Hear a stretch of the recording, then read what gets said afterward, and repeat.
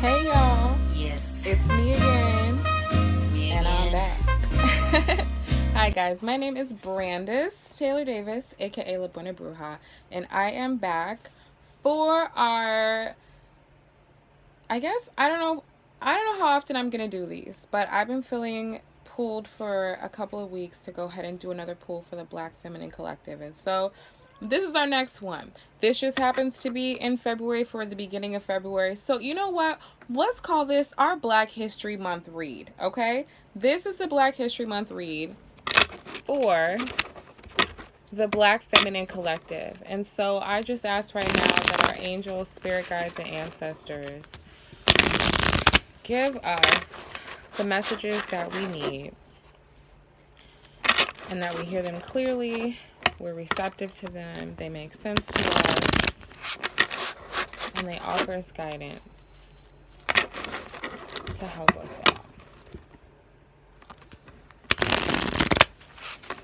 Now I'm working on like a little TV tray, so it's not the most stable thing. All right. Well, I guess it is. I think my floor is just crooked in all actuality. So, I hope that you all have been well since our last reading. Let us get into it and see what they say. This deck right here is the Tarot of the Orishas by Zolrak and Durkhan.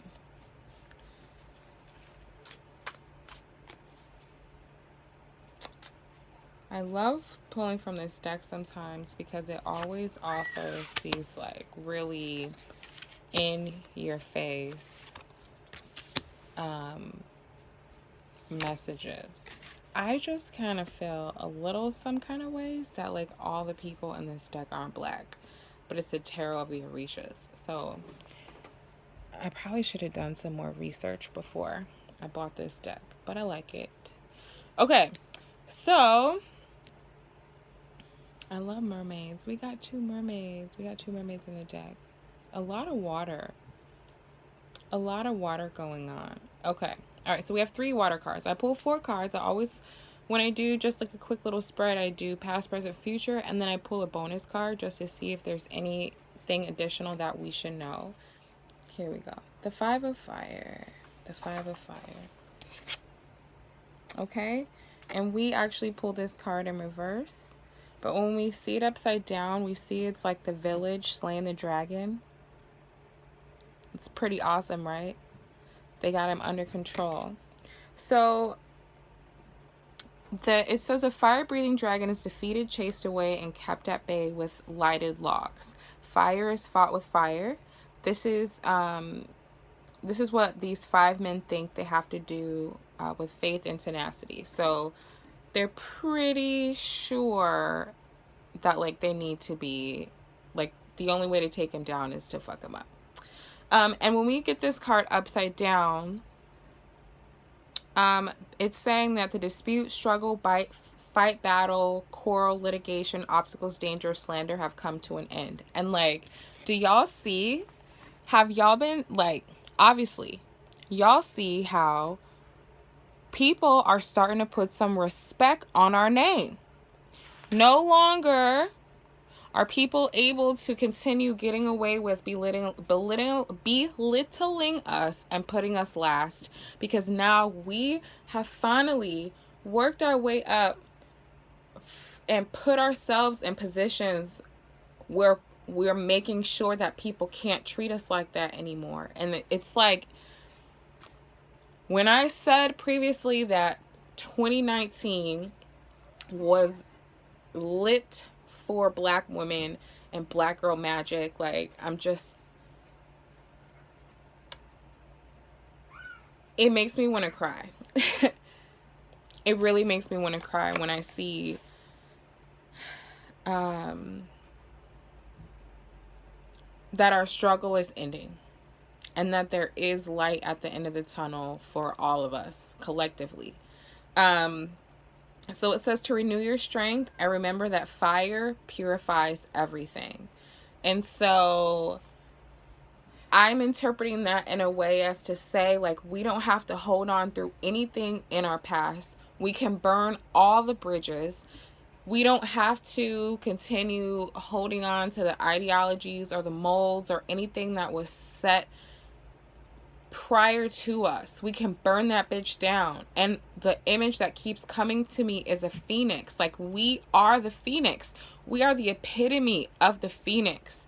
So many times we collectively as Black women have been burned or had to burn things in order to rise ourselves back up. And the majority of the time, the things that were happening to us weren't our choice. But the difference now is this is our choice. We can disassociate from those bad habits, the bad patterns. I actually myself just recently quit smoking. I smoked my last cigarette on January 27th. And I'm not saying I'll never smoke another cigarette again in my life, but I don't plan on it. Like, I don't know what'll happen. Maybe I'll just really want one in like 20 years and I don't know. But I'm just saying, I hate to ramble because time is money. So, guys, it's time to kick the bad habits. It's time to let go of things that no longer serve us. And instead of keeping it in a little memory box under our bed, burn it. When you burn things, there's like no evidence of the past because this is a brand new beginning. Okay, so the next card that I pulled is the Undines and Mermaids. Pretty little white girl.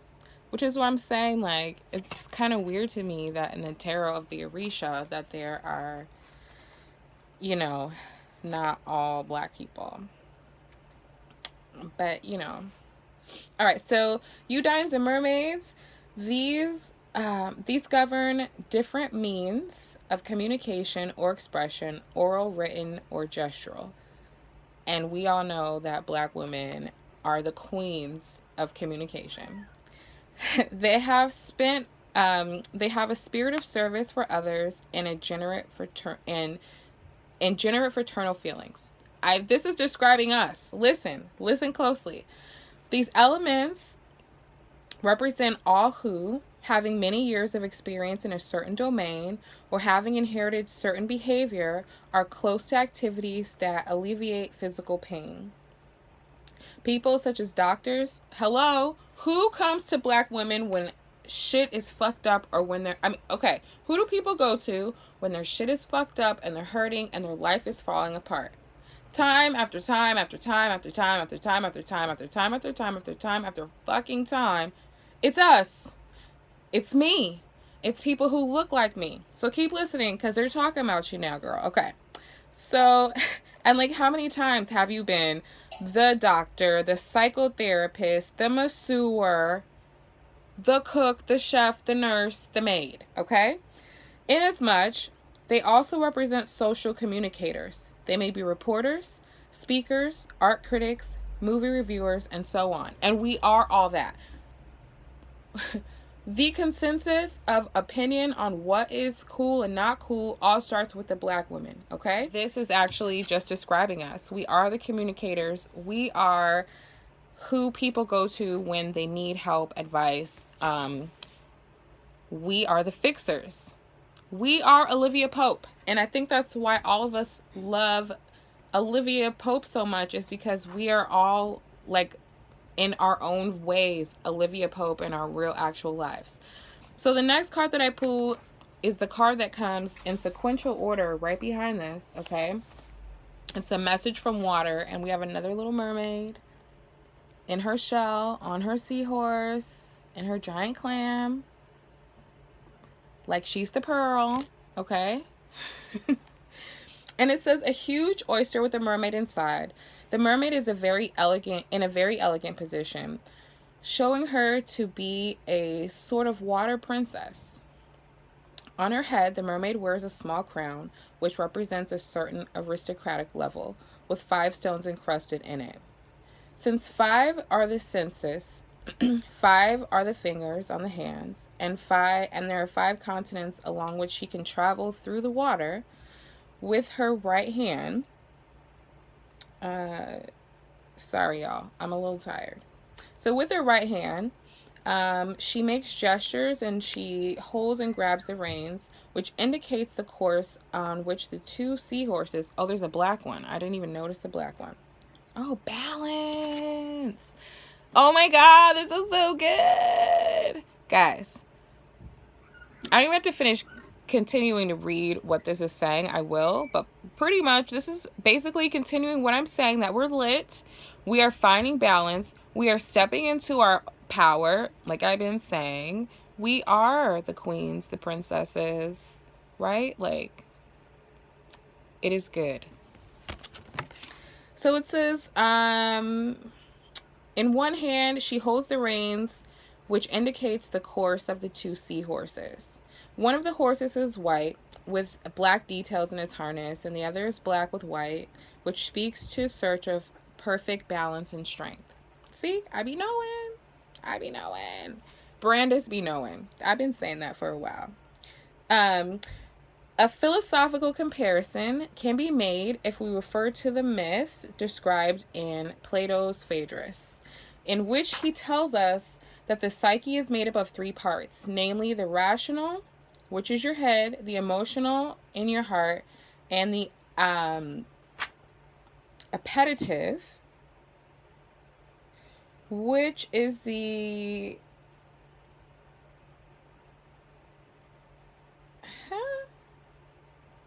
ventricle zone. What is the ventral zone? I need to, first of all, I don't even understand why I'm like not able to read today. Okay. What is the ventral zone though? That is what I don't know. I guess your psyche. Appetitive psyche. Okay, your psyche. So I guess like your spirit. Okay, so there's like your brain, your heart, and then your spirit. Okay. I'm going to still look that up though. All right. So it says the psyche travels in a coach drawn by two horses, the white docile one and the black rebellious one. They're driven by a coachman who represents a balance of strength. Thus, the psyche goes from the topos oros, the eternal perfect world inhabited by ideas or forms, to the sensible world. Okay, so it's like basically saying that this is like the like, imagine this is a triangle, right? I don't know, whatever, you guys seen the triangles in magic. I'm not even going to try and pretend like that is my area of expertise. But what I can talk about and relate this for some of y'all and myself is like the Holy Trinity. Like, but existing within yourself, as in like you are the Holy Trinity. And there's perfect balance. So this leads into this, leads into this, leads into this. It just keeps going on for in perpetuity, in perfect balance. It says, even if the coachman is helped by the white horse, when the black horse rears, the coachman cannot prevent the coach from turning over. As a consequence, the psyche no longer remembers what it has seen in the world of ideas and inhabits the body. So pretty much it's saying that, like, if one thing goes off, there's, you know, the balance no longer exists, which is kind of obvious. It says our appetitive psyche, which is rebellious and represents the weight of our material desires, can only be dominated through a hard struggle using the power of reason together with our emotions. So we have to make sure that we keep the material in check with the spiritual and the physical. However this is going. Okay? But we have to maintain the balance. And so we pull this card up, right?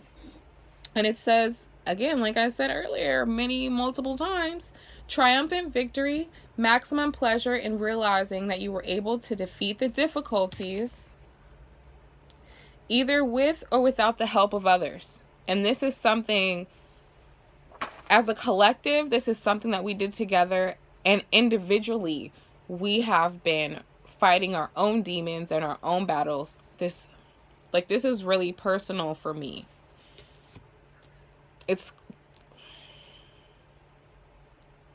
I hope it is for everyone. Because as I'm reading for you guys, I'm also reading for myself. And So I can speak from experience that I know that we have been fighting together, and we have been fighting individually from the things that plague us as Black women in this racist, misogynistic society that continues to put us last. But that shit is over. This shit is over. This shit is over.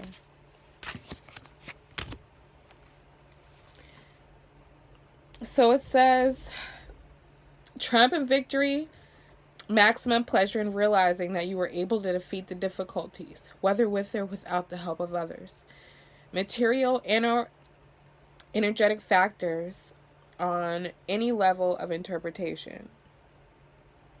You have resorted to your integrity as a thinking and rational being and defeated base desires and interests as a way to reach your proposed aim. As a result, your plans came true. This may be hard at the beginning, but not at all unpleasant. So I think sometimes, when you've been like beaten down for so long, and you've come to expect the worst for so long, or you've seen yourself work really, really hard, and it's still not enough to be considered. So when stuff starts happening, it's kind of hard to accept or believe. But believe it. I'm sorry.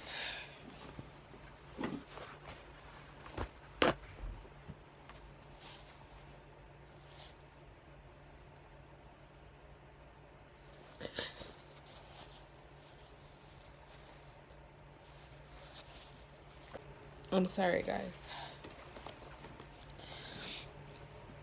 Believe it. Because it's happening. It's actually fucking happening. Alright.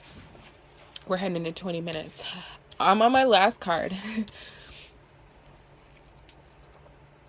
So the last card I pulled is also related to water. And,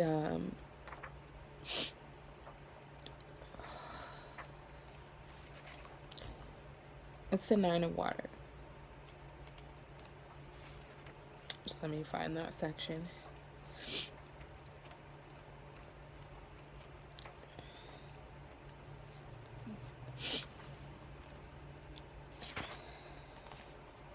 All right, so here we have the 9 of water. It is a boat at sea whose has its net cast.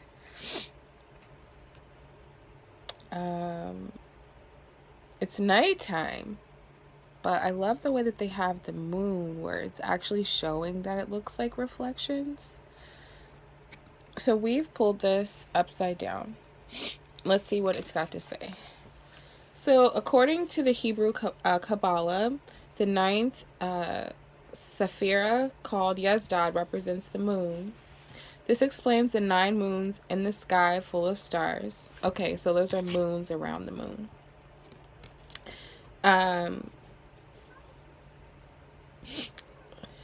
Fishermen have thrown their nets into the sea and will catch an abundance of fish when they bring in the net. When this card is upside down, it says, we have almost reached the top, which does not mean the summit. Let us not misspend what the sea has offered us. So this is our warning. This is our bonus card. So even though things are starting to turn around for us, right? Things are working out. This is not the pinnacle. This is not the zenith. We are not at the Martin Luther King mountaintop. So, sorry guys. The energy is just crazy, and it's probably partially me, and also the energy is crazy. It says, let us not misspend what the sea has offered us. Let us try not to use it for good. Let us try to use it for good and eat only what we need. So previously in my last reading, I talked about being resourceful. It says do not, and using your resources wisely. So again, this is pointing to that, okay? Do not let your feelings interfere with your negotiations. We should free what deserves to be free. Again, letting go of the things that no longer serve us. All excesses may bring sadness or illness that will prevent us from reaching our goal. So, for example, I had to give up the cigarettes because I don't want to be ill. And it's not that I will be ill tomorrow, but everything that I'm working for today could be drastically affected by some illness, by some, cigarette causing illness. Or illness caused by cigarettes. So, love, it says love that can be transformed into physical love only. I'm going to read this one again, straight through. We have almost reached the top, which does not mean the summit. Let us not misspend what the sea has offered us. Let us try to use it for good and eat only what we need. Do not let your feelings interfere with negotiation. We should free what deserves to be free. All excesses may bring sadness or illness that will prevent us from reaching our goal. Love that can only be transformed into physical love only. And so what I'm hearing now is greed. Like, let's not be greedy. Let's not take more than what we need from things or situations, because ultimately that is a symbol of operating from a place of lack, okay? You continue to operate from a place of lack. Oh my God, I made a post the other day. Holy crap. I made a post the other day. If I have some time, I'm going to edit it in this bitch. And what I said was, changing your perspective